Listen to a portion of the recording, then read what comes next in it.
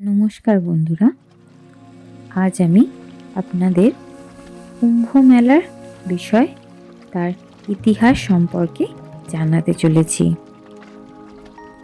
সাধারণ কুম্ভ মেলা প্রতি 4 বছর অন্তর আয়োজিত হয় এবং প্রতি 6 বছর অন্তর হরিদ্বার ও এলাহাবাদে অর্ধ কুম্ভ আয়োজিত হয়।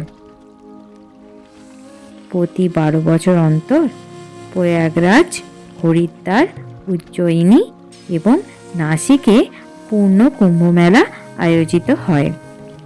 এছাড়া প্রতি 12টি পূর্ণ কুম্ভ মেলা অর্থাৎ প্রতি 144 বছর পর আয়োজিত হয় মহাকুম্ভ মেলা। 12টি পূর্ণ কুম্ভ মেলা নিয়ে আয়োজিত হয় মহাকুম্ভ মেলা, যেটা 144 বছর পর আয়োজিত হয়।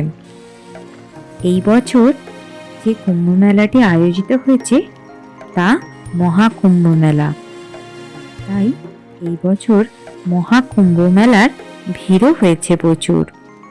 কুম্ভ মেলাটি 4টি নির্দিষ্ট স্থানে আয়োজিত হয়। এই 4টি স্থান নির্বাচিত হয় বৃহস্পতি ও সূর্যের অবস্থান অনুযায়ী। এবার আমি কুম্ভ মেলার ইতিহাসের বিষয়ে আসি। কুম্ভ শব্দের অর্থ হলো কলস।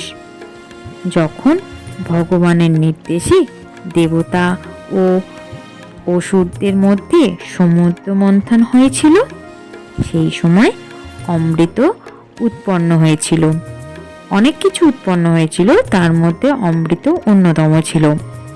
সেই সময় ভগবান ধন্বন্তরী রূপে কুম্ভ অর্থাৎ অমৃত কলস ভগবান ধন্বন্তরী রূপে তা নিজ হস্তে ধারণ করেছিলেন।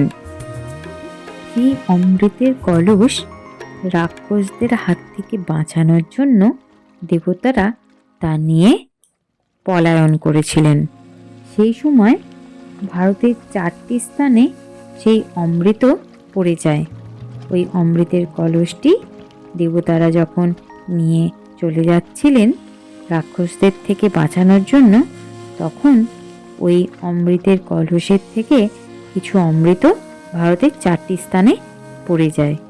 এই 4টি জায়গা হলো প্রয়াগরাজ, উজ্জয়িনী, হরিদ্বার ও নাসিক, যেখানে কুম্ভ মেলাটি আয়োজিত হয়।